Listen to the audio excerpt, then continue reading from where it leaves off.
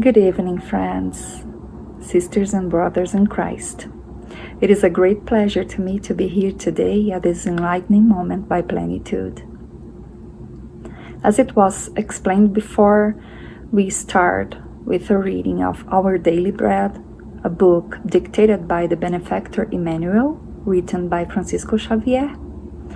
And then we follow with the reading of Gospel according to Spiritism, which was written by Allan Kardec, and finalize with the Vibrations. Follow the readings. Here goes a tip.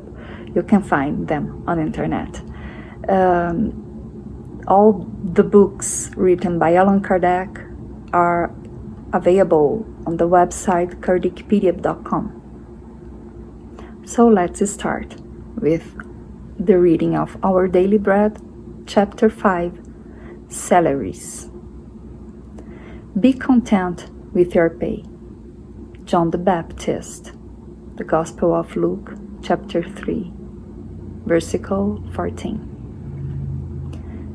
John the Baptist's reply to the soldiers that besieged his enlightenment is a model of conciseness and good sense.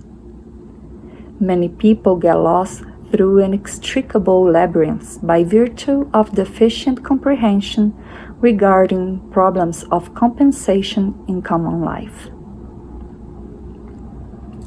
Some employees solicit salaries merited by cabinet ministers without realizing the great responsibility that frequently converts world leaders or administrators into victims of insomnia and anxiety, or marches of presentations and banquets. There are learned men who give up the peace in their homes in exchange for increasing their salaries. Numerous persons persist anxiously and incredulously from youth to old age, with afflictions and illnesses for not accepting the monthly salary that the human circumstances of life have assigned to them within the unfathomable designs. It will not be due to excessive remuneration that the individual will be integrated into the divine spheres of life. If one individual remains conscious of the duties he or she is to fulfill, then the greater his or her income, the greater his worry will be. For a long time, there has been a popular saying that, for a great ship, a great storm will surge. The acceptance of his salary on the part of each laborer is proof of an evolved awareness of the justice of the Almighty. Rather than trying to analyze the pay scale here on earth, get accustomed to placing value on the concessions received from heaven. And we receive so many concessions. So many times we have everything we need to be happy, to be content. But we search outside what many times we already have here inside, but we don't have eyes to see. It is important to understand that each one of us will receive accordingly to our actions, to the job we do. It is not correct to try and receive more just because we think we are entitled to it, just because we think we deserve it, just because we want to have the same the others have. So many times too, our jobs, the jobs we must do itself brings us all the opportunities we need to work out our weakest points. So let's not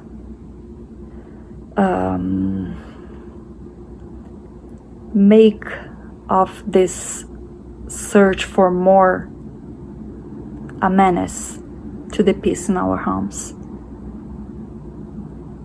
It is important to see that we already have the greatest riches under our own roofs. Our children, our partners, our parents, the love we share, the sensation of pertaining.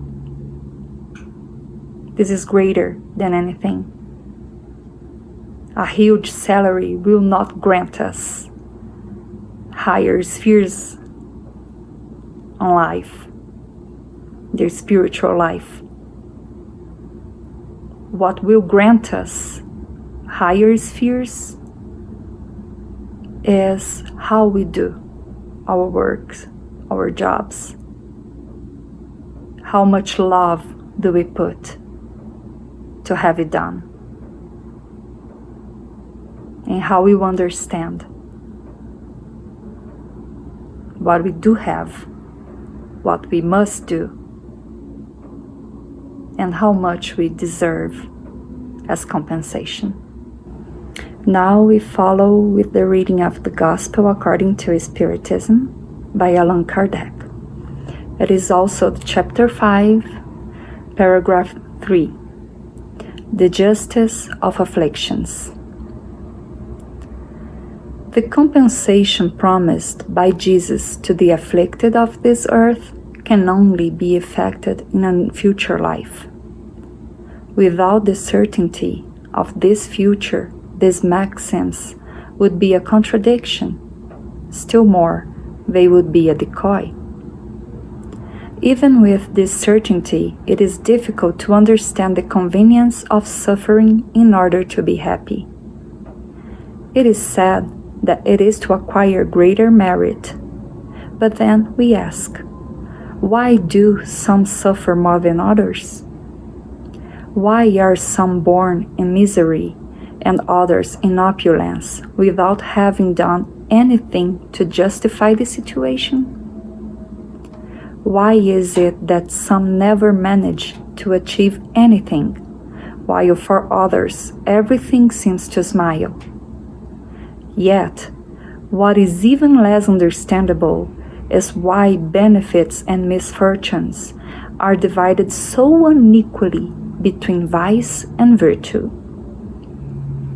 Why do we find virtuous people suffering side by side with the wicked who prosper? Faith in the future can console and instill patience, but it does not explain these irregularities, which appear to contradict God's justice. However, once God's existence has been admitted, one cannot conceive him as being less than infinitely perfect. He is naturally all-powerful, all-just, and all-kindness, without which he would not be God. If he is supremely good and just, then he cannot act capriciously, nor yet with partiality. The vicissitudes of life derive from a cause, and as God is just, so then that cause must also be just. This is what each one of us must convince ourselves of. Through the teachings of Jesus, God started man on the path to find that cause, and now that man is sufficiently mature as to be able to understand, he has revealed the cause by means of Spiritism, that is to say, through the words of the spirits. Jesus came incarnated and lived among us to present this God to us, to explain to us that he is not a God of vengeance. He is not a punitive God. He is all love, all kindness, all justice. He's the supreme intelligence of the universe. This is the God Jesus presented to us. It is important for us to understand that the justice and the love of God never come apart. So, if we find today afflictions, if we find pain, is because the love of God moved His justice so we can correct our errors. As we understand that there is a future life, we must also understand that there was a past life. This is not the first time we're here. This is what Jesus told us, and the spirits came to clarify. Today, we receive the consequences of our past acts, as tomorrow we will receive the consequences of our nowadays acts. So, let's act wisely.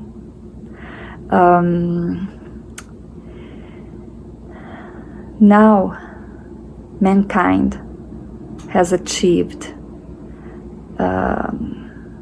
maturity, so we can understand what Jesus came to tell us and what the spirits came to explain to us, for we didn't understand before. We still are deciding to learn through pain instead of love. That is why there are still afflictions. Once we decide to learn through love, to follow God's laws, we will find this promised happiness.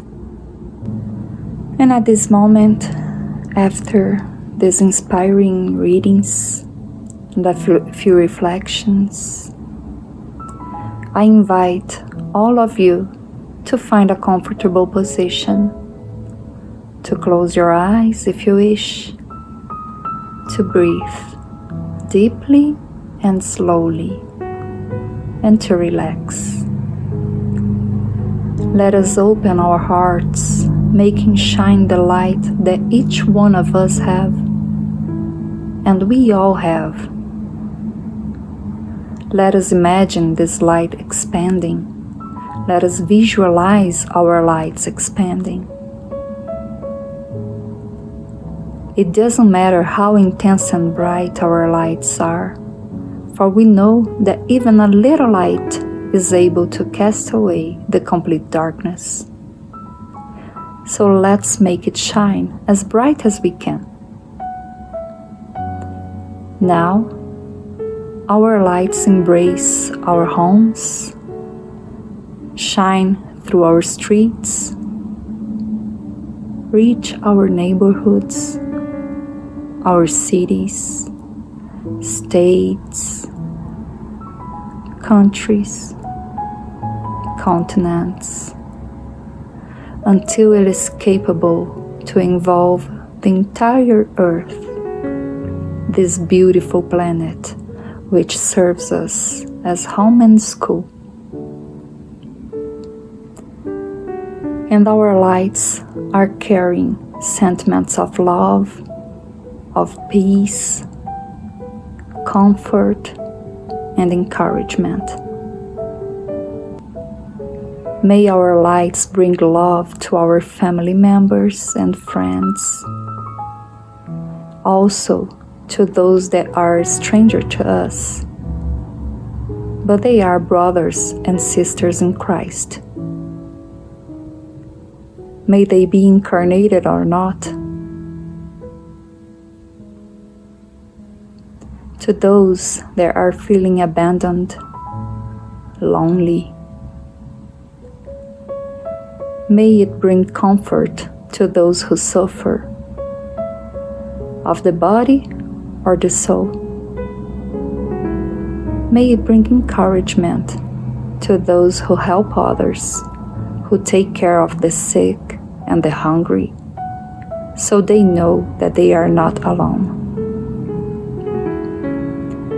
May our little lights help to make a clearer way for the higher spirituality to reach each one of our brothers and sisters.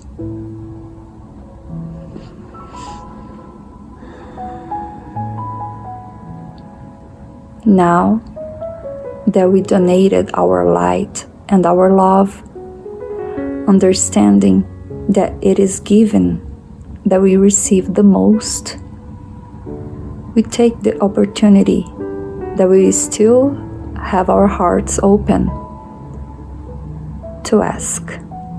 It is time to ask. We still need so much to ask.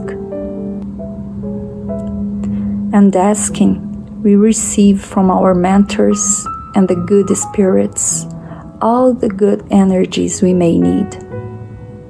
These energies are transformed in balance, health, peace, in knowledge of the love from our great Creator for us, the love from our beloved older brother, our magnificent Master, Jesus Christ. We also receive the love of our beloved ones already departed to live the spiritual life, the real life. All this love we receive gives us the certainty that we are cared of, that we are nurtured. Our Father, lay upon us thy will, and give us the orientation to understand this will and the strength to follow it, just as Jesus has taught us. Thank you. It is with a grateful heart that I ask now the blessings of the higher spirituality and the permission to end this moment, this enlightening moment. Thank you all for being here with me.